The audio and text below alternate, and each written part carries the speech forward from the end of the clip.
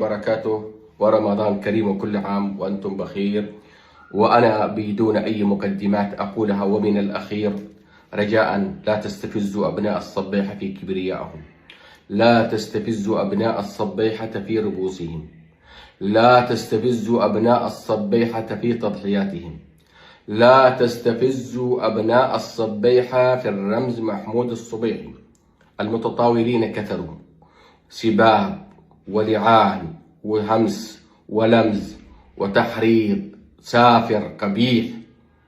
نحن ضد المناطقية وضد أي صراع جهوي مناطقي، لكن إذا كان هناك خطابا كرويا مناطقيا ضد محمود الصبيحي سيقابل بردة فعل مناطقية أخرى، وأنتم تعرفون عنفوان وعزتي وهيلمان وقوتي وبأس أبناء الصبيحة الذين لا يخافون بالله لومة لائم، تعرفون تضحياتهم.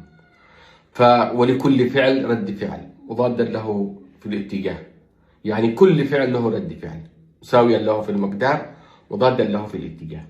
أي خطاب مناطقي تحريضي، يعني محمود الصبيحي لم يأتي من الكابريهات، محمود الصبيحي لم يأتي من المنتزهات، محمود الصبيحي لم يأتي من الفنادق، محمود الصبيحي جاء من السجن إلى السلطة، إلى الحكم، جاء من السجن إلى مجلس القيادة، كان مسجونا. من أجل ماذا مسجون؟ قضية شخصية؟ قضية جنائية؟ من أجل الوطن، في قضية وطنية. واليوم تستكثرون تواجده وحضوره وتتطاولون عليه أيها الرخيصين. أي سفاهة هذه؟ أي ندالة؟ أي حقارة تمارسونها؟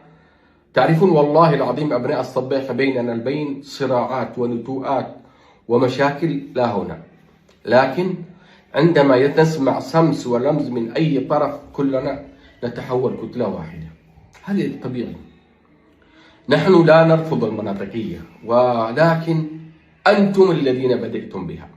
أولا شكلتم دولة من قرية، شكلتم سلطة من قرية، جبتم المعسكرات وقادة المعسكرات وقادة الألوية والجنود والأفراد والسلطة، وبالتالي انتهيتم.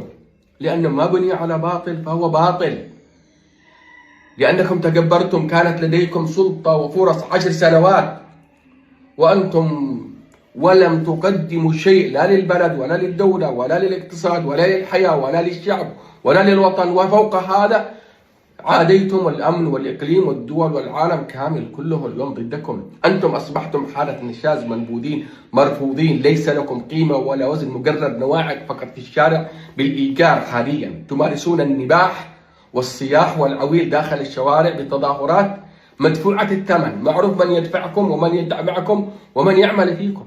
أنا أقول للمجلس الانتقالي: أنتم انتهيتم، المقرات الانتقالي انتهت مغلقة. اليوم الدولة دولة والوطن وطن. أمن يا جن، أمن يا جن. اليوم في متغيرات تقودها المملكة العربية السعودية، تغيرات إقليمية، مش حانبين فيكم. هذا فقط فريق سعودي بسيط اللي يدير الشؤون، ليست السعودية كما تقولون.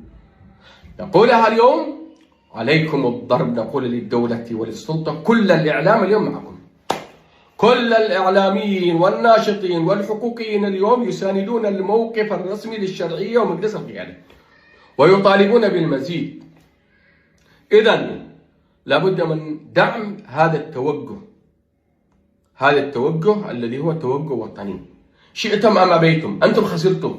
نقول لأعضاء المجلس الانتقالي وقيادة المجلس الانتقالي ومن كانوا مغرر بهم في المجلس الانتقالي: ابحثوا لكم عن خيارات قبل فوات الأوان. سوف تذوبون فص ملح. انتهى الأمر، انتهى الأمر، لأنكم عصابة ولستم دولة ولا سلطة. عيدروس انتهى، وأي واحد الإمارات بنفسها في أزمة عالمية، فضائح تمس الأخلاق والشرف والبيوت والعرض في إبستاين. الإمارات خلص الآن، صورتها مرطخة، ليس لها قيمة ولا وزن ولا معنى في كل دول العالم. أصبح الإماراتي ما يستطيع أن يقول إنه إماراتي. أنتم عارفين بهذا الكلام؟ وأنتم جالسين عادكم يا بن زايد يا بن طيط. أنصحكم اليوم أنكم تراجعوا هذه السعال اللي حاصل فيكم وتتركوا المناطقية والعنصرية، لنعيد ونبني البلد بشكل جميل جدا ونتكاتف جميعا من أجل استعادة الحياة بعد 10 سنوات من الظلم والقهر والسجون والألم والدم والمذابح إلى آخر. كفى. هكذا إذا تريدون أما أن نحكم نحن وإلا طوفان. أنتم قد حكمتم لكن ما فيش فايدة. شفتم اللي حصل. فلابد كل الأصوات، كل الأقلام، كل اليمينيين اليوم يتعاضدون خلف الموقف الرسمي للدولة والسلطة. تحياتي.